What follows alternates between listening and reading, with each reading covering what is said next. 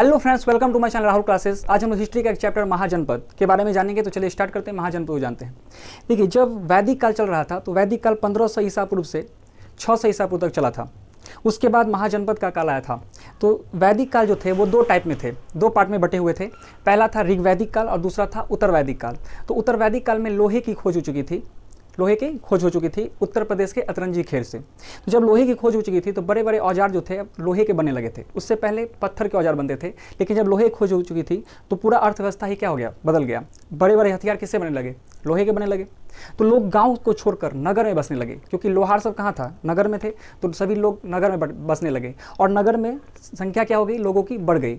मतलब जन, यहाँ लिखा हुआ ना महाजनपद, यानी बहुत ज़्यादा लोग क्या हो गए, नगर में आकर बसने लगे। उसे ही महाजनपद कहा गया। ठीक है, तो यहाँ पे लिखा हुआ है, देखिए जनपद। जनपद का अर्थ एक ऐसा भूखंड जहाँ कोई जन बस जाता है। तो जहाँ कोई जन बस जाता है उसे जनपद कहा जाता है। लेकिन ये तो महाजनपद है, मतलब बहुत ज़्यादा लोग जाकर क्या होते, बस गए थे, तो उसे महाजनपद कहा गया था।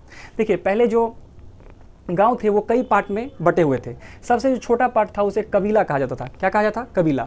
और जब कबीला बड़ा होता था तो उसे ग्राम कहा जाता था, और ग्राम जब बड़े हो जाते थे उसे जन कहा जाता था, और जन जब बड़े हो जाते थे उसे जनपद कहा जाता था, और जनपद जब बड़े हो जाते थे उसे क्या कहा जाता था, महाजनपद कहा जाता था, है ना। जनपद के बाद महाजनपद कहा जाता था।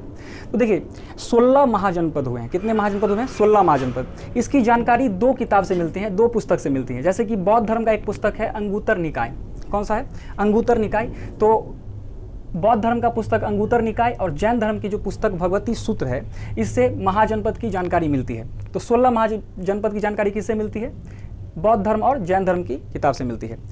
तो चलिए देखते हैं 16 महाजनपद की सूची। 16 महाजनपद में सबसे अगर मेन कोई महाजनपद था तो वो था मगध महाजनपद। कौन सा था, मगध महाजनपद। इस मगध महाजनपद में 7 राजवंशों ने शासन किया था। कितने राजवंशों ने, 7 राजवंशों ने। जैसे कि हरियंक वंश, शिशुनाग वंश, नंद वंश, मौर्य वंश, है ना, कण्व वंश, सातवाहन वंश। तो ऐसे 7 राजवंशों ने क्या किया था, शासन किया था। तो आज हम लोग बस महाजनपद की राजधानी और इसकी जो स्थिति है, वर्तमान स्थिति कहाँ पड़ता है, ये जगह कौन सा है, उसको हम देखेंगे। अगले क्लास में हम लोग राजवंशों के बारे में जानेंगे, यानी जो मगध महाजनपद में जो राजवंश हुए हैं, इस 7 राजवंशों को अच्छे से पढ़ेंगे अगले क्लास में। अभी फिलहाल हम लोग महाजनपद और उनकी राजधानी को और स्थिति को देखेंगे। तो चलिए स्टार्ट करते हैं। सबसे पहला है गंधार। गंधार की राजधानी थी तक्षशिला। क्या थी, तक्षशिला। और तक्षशिला जो है अभी क्या है, कौन से क्षेत्र में है, पाकिस्तान के क्षेत्र में पड़ता है। इसके बाद दूसरा है कंबोज। कंबोज की राजधानी हाटक, और हाटक जो है अभी वर्तमान में कौन से स्थान में पड़ता है, अफगानिस्तान। अफगानिस्तान के क्षेत्र में हाटक पड़ता है। इसके बाद नेक्स्ट है मत्स्य। मत्स्य की राजधानी विराटनगर थी, और विराटनगर मत्स्य जो था ये राजस्थान के क्षेत्र में आता था। इसके बाद नेक्स्ट था कुरु। चौथा कौन सा है, कुरु। कुरु महाजनपद जो थे इनकी राजधानी इंद्रप्रस्थ थी, और ये जो क्षेत्र था इनका, ये हरियाणा और दिल्ली का क्षेत्र था। कौन सा क्षेत्र था, हरियाणा और दिल्ली का क्षेत्र था। इसके बाद देखिए दिल्ली का ही पुराना नाम इंद्रप्रस्थ था। ठीक है। इसके बाद नेक्स्ट है आपका सूरीसेन। सूरीसेन जो था इसकी राजधानी मथुरा थी, और इसका जो क्षेत्र था वो कौन सा था, उत्तर प्रदेश का क्षेत्र था। इसके बाद कौशल। कौशल की राजधानी श्रावस्ती हुआ करती थी, और ये भी उत्तर प्रदेश का ही क्षेत्र था। इसके बाद पांचाल। पांचाल की राजधानी काम्पिल्य हुआ करती थी, और इसकी राजधानी काम्पिल्य थी, और इसका जो एरिया था वो उत्तर प्रदेश का ही एरिया हुआ करता था। ठीक है। इसके बाद 8वां है चेदी। क्या है, चेदी। चेदी की राजधानी थी शक्तिमती, और इसका जो एरिया हुआ करता था वो उत्तर प्रदेश का ही एरिया हुआ करता था। ठीक है। इसके बाद 9वां देखते हैं। 9वां है वत्स। वत्स की राजधानी कौशाम्बी हुआ करती थी। वत्स की राजधानी कौशाम्बी, कौन सा एरिया था, उत्तर प्रदेश का क्षेत्र था। इसके बाद काशी। काशी की राजधानी वाराणसी। काशी की राजधानी वाराणसी, और ये भी उत्तर प्रदेश का ही क्षेत्र था। इसके बाद मल्ल महाजनपद, जिसकी राजधानी कुशीनगर थी।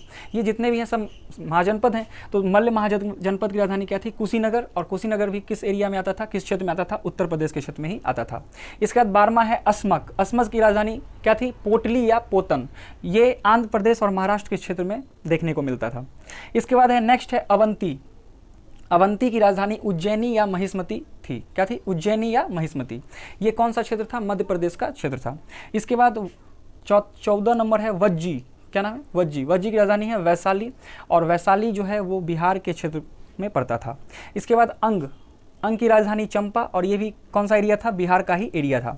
और इसके बाद लास्ट है 16वां मगध, जिसकी राजधानी राजगृह हुआ करती थी, और ये भी बिहार के क्षेत्र में ही पड़ता था।